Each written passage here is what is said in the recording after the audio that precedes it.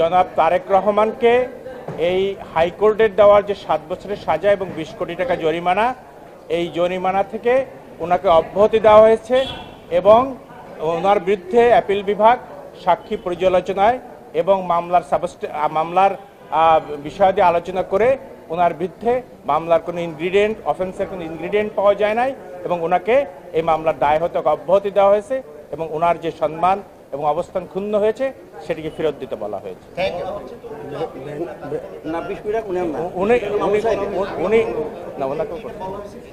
কোনটা নন অ্যাপিলেন্ট এটা বেনিফিট পাবে, এটা মাননীয় চিফ জাস্টিস উনি পরিষ্কারভাবে রায়ে উল্লেখ করেছেন।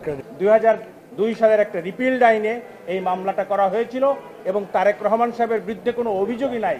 ক্রেডিট কার্ডের মাধ্যমে টাকা খরচ করলে যে মানি লন্ডারিং হবে, that is an unheard of proposition in the legal arena, যার ফলে অ্যাপিলেট ডিভিশনের পূর্ণাঙ্গ বেঞ্চ পুঙ্খানুপুঙ্খানু বিচার করে এই মামলায় জনাব তারেক রহমান ও গিয়াসউদ্দিন আল মামুনকে এই মামলার দায় হতে অব্যাহতি দিয়েছেন এবং বলেছেন যে তাদের যে যথাযোগ্য মর্যাদা যে মানহানি হয়েছিল সেটাকেও ফেরত দেওয়া হয়েছে।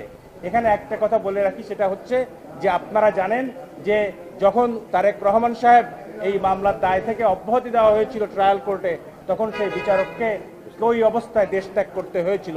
সুতরাং সেই যে বিচারহীনতার সংস্কৃতি আমাদের দেশে চালু হয়েছিল, সেই অবস্থা থেকে ইনশাআল্লাহ আমরা ধীরে ধীরে উত্তরণ করছি। আমরা আশা করছি আজকের মতো আগামী দিনেও দেশের মানুষ ন্যায় বিচার পাবে। মূল অভিযোগটা কি ছিল? মূল অভিযোগ ছিল, হাইকোর্ট কি বলেছিল রায় দেওয়ার সময়? হাইকোর্ট রায় দেওয়ার সময় বলেছিল যে জনাব তারেক রহমানের নামে সিঙ্গাপুরের সিটি ব্যাংক থেকে একটা visa supplementary credit card issue হয়েছে।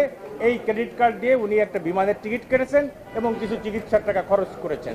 সুতরাং এটা মানি লন্ডারিং পর্যায়ে পড়ে। এটা অলদো এটা মানি লন্ডারিং অ্যাক্টে 3-এর যে বিধান আছে বা 13-2 যে বিধান আছে সেই বিধানের মধ্যে পড়ে না।